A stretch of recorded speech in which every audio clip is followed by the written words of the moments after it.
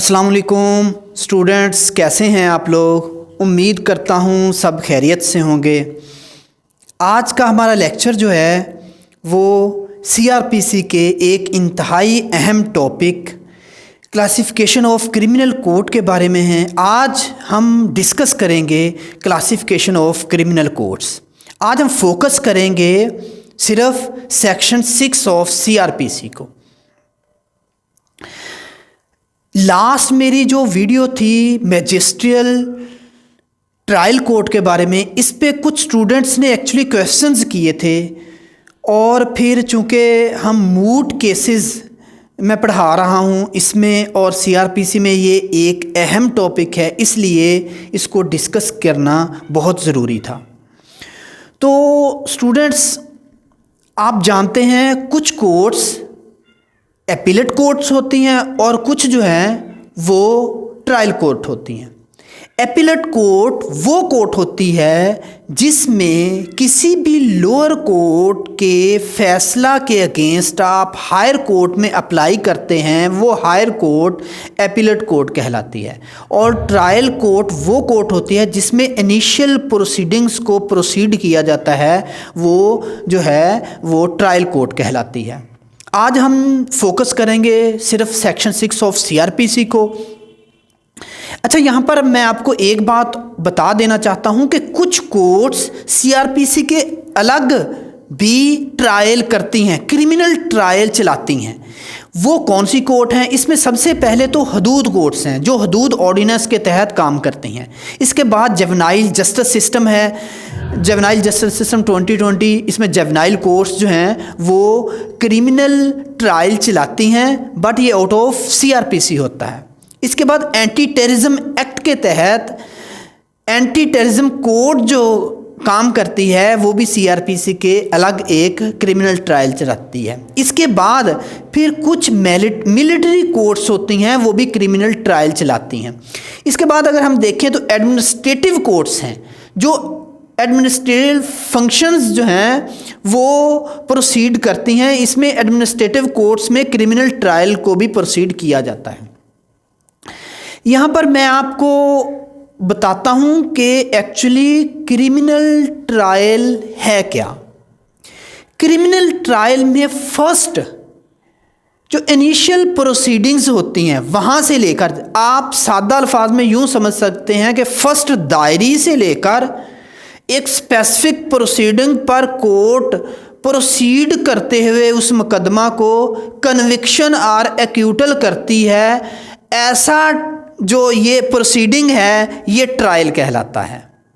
अगर हम सादा अल्फाज में देखें तो वो स्पेसिफिक प्रोसीडिंग्स जो हैं वो सीआरपीसी में दी गई हैं। पिछला जो मेरा लेक्चर था जिसमें मैजिस्ट्रियल कोर्ट का ट्रायल मैंने आपको बताया था, उसका लिंक मैं डिस्क्रिप्शन बॉक्स में दे दूंगा, वो ज़रूर देखिएगा, आपको इंशाल्लाह समझ आ जाएगी। अगर हम सादा अल्फाज में बात करें तो पहली दायरी के बाद कोर्ट की जो इंक्वायरी होती है या कोर्ट जो फर्स्ट इनिशियल प्रोसीडिंग करती है, इसके बाद एविडेंस बुलवाना, एविडेंस की सेहत को जांचने के लिए जो प्रोसीडिंग्स होती हैं जिसमें दूसरी पार्टी को क्रॉस का हक दिया जाता है। इसके बाद फॉर एग्ज़ाम्पल कोर्ट के सामने 164 के बयानात हैं अगर, या फिर कोर्ट के अलावा कहीं किसी दूसरी अथॉरिटी के सामने जो बयानात दिए गए हैं, किसी कम्पिटेटिव अथॉरिटी के सामने जो बयानात दिए गए हैं, उनको अगर कोर्ट में इंक्वायर किया जाता है, उसको क्रॉस किया जाता है, तो ये सारी प्रोसीडिंग इसमें शामिल है। इसके बाद इस सारे डाटे को एनालिसिस करते हुए कोर्ट कन्विक्ट करती है या एक्यूट करती है। तो ये सारी प्रोसीडिंग जो है ये क्रिमिनल ट्रायल कहलाती है। अगर हम बात करें, क्योंकि हमने डिस्कस करना है सेक्शन 6 ऑफ सीआरपीसी, तो सेक्शन 6 सीआरपीसी जो है ना, इसमें सबसे किसी प्रोविंस में सबसे जो बड़ी ट्रायल कोर्ट है वो हाई कोर्ट है।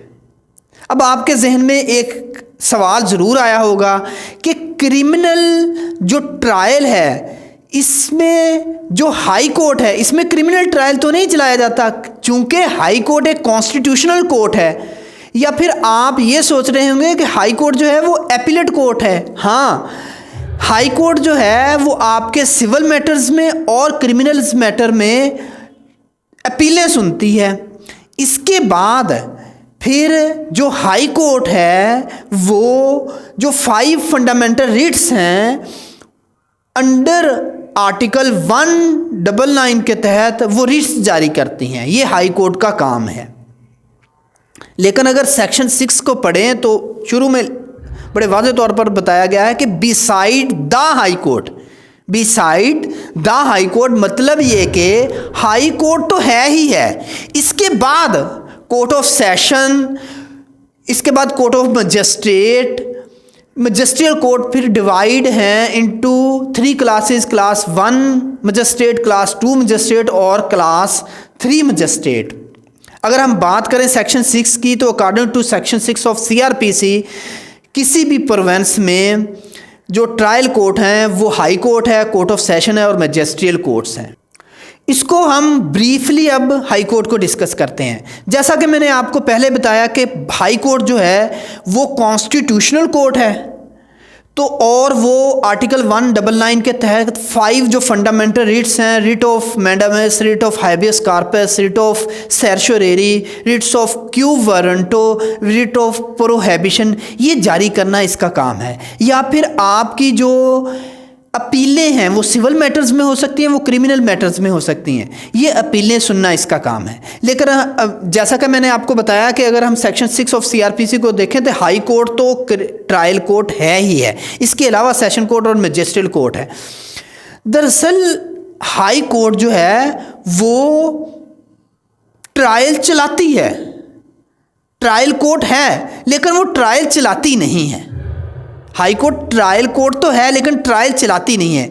एक्चुअली वजह यह है कि अगर हाई कोर्ट ट्रायल चलाना शुरू कर दे तो फिर इस पर तो बर्डन बहुत बढ़ जाएगा, और इस बर्डन को कम करने के लिए ट्रायल्स जो हैं वो कोर्ट ऑफ सेशन या मैजिस्ट्रियल कोर्ट में ही चलाए जाते हैं।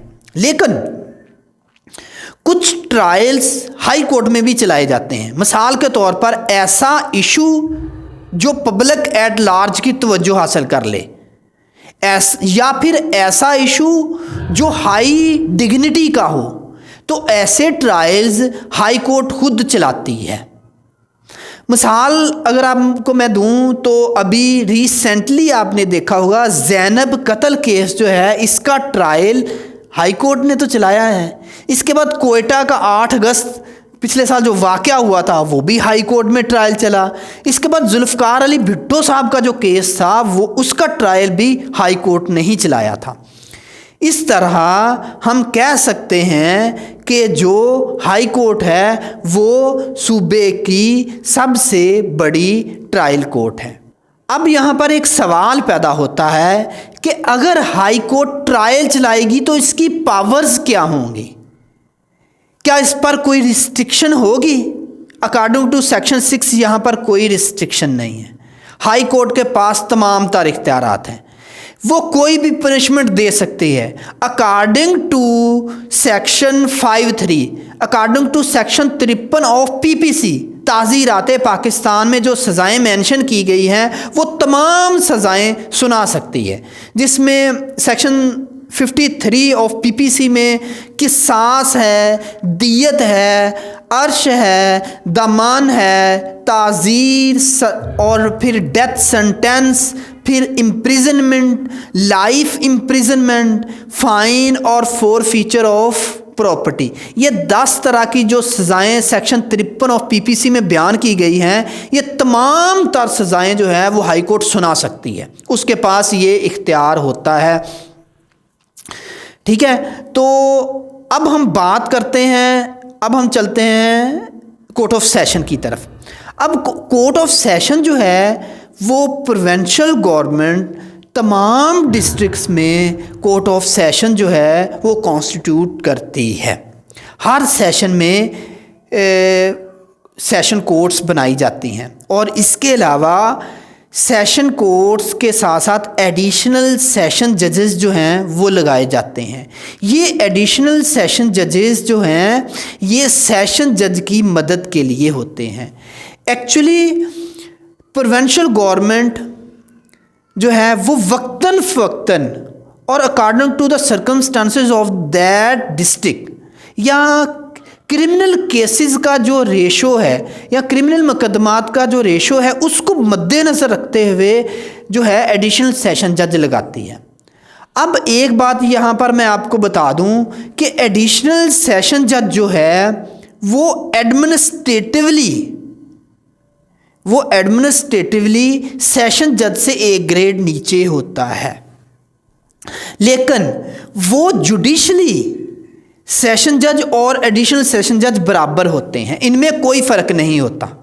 ठीक है, और एडिशनल सेशन जज का फ़ैसला भी सेशन कोर्ट का फ़ैसला ही कंसीडर होता है और एडिशनल सेशन जज की कोर्ट के फ़ैसले के ख़िलाफ़ इंट्रा कोर्ट अपील का कोई कंसेप्ट नहीं है। मतलब कि आप एडिशनल सेशन जज के फ़ैसले के ख़िलाफ़ सेशन कोर्ट में अपील दायर नहीं कर सकते। ठीक है, दोनों का फ़ैसला सेशन कोर्ट का फ़ैसला ही कंसीडर होता है। अब यहाँ पर हम बात करते हैं फिर पावर्स की, पावर ऑफ सेशन कोर्ट की। तो सेशन कोर्ट भी सेक्शन 53 सेक्शन 53 ऑफ पीपीसी में जो सज़ाएं बयान की गई हैं वो तमाम तर सज़ाएं सुना सकते हैं। अभी जैसे मैंने आपको पहले बताया कि सास है, दियत है, अर्श है, दमन है, डेथ सेंटेंस है, लाइफ इम्प्रिजनमेंट है, फिर फाइन है, फॉरफीचर, वो जो 10 तरह की सज़ाएं सेक्शन 53 में बयान की गई हैं वो तमाम सज़ाएं सुना सकता है। हाँ, यहाँ पर एक इसमें है सिर्फ only death sentence given by the session court is required the confirmation of the high court. यहाँ पर जो बात की गई है वो सज़ा की कन्फर्मेशन की गई है, वो प्रायर परमिशन की नहीं की गई। मतलब कि हमारी कोर्ट ऑफ सेशन को हाई कोर्ट से डेथ सेंटेंस के लिए किसी परमिशन की ज़रूरत नहीं है, लेकिन अगर डेथ सेंटेंस देनी है सेशन कोर्ट ने तो ओपन कोर्ट में सज़ा जो है, जो सेंटेंस है, डेथ सेंटेंस है, उसको अनाउंस करने से पहले वो फाइल हाई कोर्ट भेजी जाती है। हाई कोर्ट से ये पूछा जाता है कि जनाबे वाला इसको देख लें, कोई इलीगलिटी तो नहीं है, कोई मिस्टेक तो नहीं होगी, कोई फैक्ट्स तो नहीं रह गया। तो ये जस्ट कन्फर्मेशन होती है और इसके बाद कोर्ट ऑफ सेशन जो है वो ओपन कोर्ट में डेथ सेंटेंस भी अनाउंस कर सकती है। ठीक है, अब मेरा ख्याल है कि आप ये प्रोसीजर भी आपको समझ आ गया होगा। जी तो स्टूडेंट्स, अब हम बात करते हैं मैजिस्ट्रियल कोर्ट्स की। तो मैजिस्ट्रियल कोर्ट्स भी डिस्ट्रिक्ट में as many as provincial government think fit, मतलब प्रोविंशियल गवर्नमेंट जितनी बेहतर ख्याल करे, मतलब कि जो उस मुनासिब लगे, ये अकॉर्डिंग टू द, फिर मैं वही बात करूँगा, according to the circumstances of the district, वहाँ पर क्रिमिनल मुकदमात की रेशो या क्राइम्स की रेशो को मद्देनज़र रखते हुए मैजिस्ट्रियल कोर्ट्स जो हैं वो कॉन्स्टिट्यूट की जाती हैं। मतलब कि उस डिस्ट्रिक्ट की ज़रूरत को, उस इलाके की ज़रूरत को मद्देनज़र रखते हुए मैजिस्ट्रियल कोर्ट्स बनाई जाती हैं। अब जैसे मैंने शुरू में आपको बताया था, मैजिस्ट्रियल कोर्ट डिवाइडेड होती हैं 3 कैटेगरीज में, magistrate first class, magistrate second class and magistrate third class. अब यहाँ पर मैं आपको ये बात क्लियर कर देना चाहता हूँ कि ये क्लासेस थ्योरेटिकल तो हैं, ये क्लासेस थ्योरेटिकली तो हैं, लेकिन प्रैक्टिकली आपको जो मजिस्ट्रियल कोर्ट है इसकी 2 और सेकंड और थर्ड क्लास नज़र नहीं आएगी। एक्चुअली सेकंड और थर्ड क्लास को पहली क्लास में, क्लास 1 में एम्पावर कर दिया गया है। ठीक है, तो अब मैं इनकी पावर्स आपको बताता हूँ। वो थ्योरेटिकली बताऊँगा कि क्लास 1 का जो मजिस्ट्रेट है वो 3 ईयर तक जो है वो इम्प्रिजनमेंट कर सकता है। इसके बाद 45,000 रुपीज़ जो है वो फाइन कर सकता है। और क्लास 2 का जो मजिस्ट्रेट है वो 1 ईयर तक इम्प्रिजनमेंट कर सकता है, कैद कर सकता है, और 15,000 रुपीज़ तक वो फाइन कर सकता है। इसके बाद क्लास 3 का जो मजिस्ट्रेट है वो 1 मंथ तक जो है वो इम्प्रिजनमेंट कर सकता है और 3,000 तक फ़ाइन कर सकता है। यहाँ पर मैं आपको फिर एक बात बता देना चाहता हूँ कि ये क्लासेस थ्योरेटिकली तो हैं लेकिन प्रैक्टिकली आपको नज़र नहीं आएंगी। 2 और 3 के मजिस्ट्रेट को सेक्शन क्लास 1 के मजिस्ट्रेट में एम्पावर कर दिया गया है, ठीक है। इसके अलावा सॉलिटरी कन्फाइनमेंट और विपिंग जिसको कोड़े कहते हैं, तो वो भी ये मजिस्ट्रेट जो है उसकी सज़ाएं भी सुना सकता है।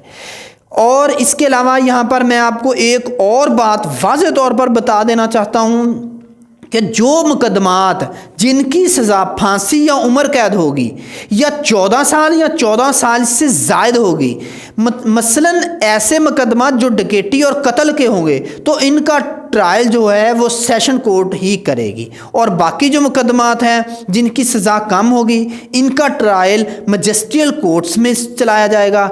लेकिन बाज़ औक़ात ऐसा होता है कि जिन मुकदमात की सज़ा जो होती है ज़्यादा होती है और मजिस्ट्रेट को लगे कि ये हैप्चुअल ऑफेंडर है, तो वो 526 CRPC के तहत 526 CRPC के तहत ऐसे मुकदमात को जो है वो कोर्ट ऑफ सेशन में मुंतकिल कर देती है, ठीक है।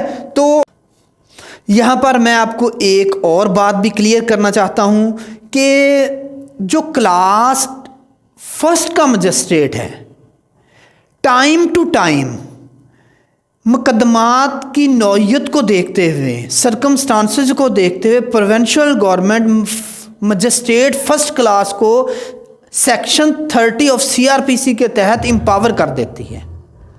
अब इसका ये होता है कि सेक्शन 1 का जो मजिस्ट्रेट होता है, जो सेक्शन 3 के क्लास 1 का जो मजिस्ट्रेट होता है, जो सेक्शन 30 के तहत एम्पावर होता है, इसकी फिर पावर बढ़ जाती है। 7 ईयर वो 7 साल तक सज़ा दे सकता है। इसके अलावा फांसी और लाइफ इम्प्रिजनमेंट के मुकदमात को छोड़कर बाकी तमाम तरह के मुकदमात का ट्रायल चला सकता है। ये क्यों किया जाता है? ये इसलिए किया जाता है कि जब एक डिस्ट्रिक्ट में जो क्रिमिनल केसेस हैं उसकी रेशो बढ़ जाती है, जब क्रिमिनल केसेस ज़्यादा हो जाते हैं, तो ऐसी सूरत में ये तरीक़ाकार किया जाता है। किसी भी 1st क्लास मजिस्ट्रेट को अंडर सेक्शन 30 ऑफ CRPC के तहत उसको एम्पावर कर दिया जाता है। फिर वो तमाम तर मुकदमात जो हैं वो उनका ट्रायल चला सकता है। और इसके लिए एक लफ्ज़ यूज़ होता है, वो है असिस्टेंट सेशन जज।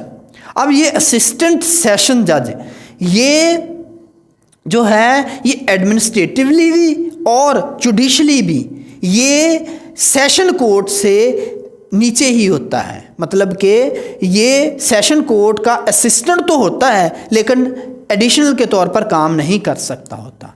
तो आज ये हमने क्लासिफिकेशन ऑफ ट्रायल कोर्ट के बारे में डिस्कस किया है। स्टूडेंट्स इसके मतलब कमेंट कीजिएगा, फीडबैक दीजिएगा और बहुत सारा अपना ख्याल रखिएगा। खुश रहें। अल्लाह हाफिज़।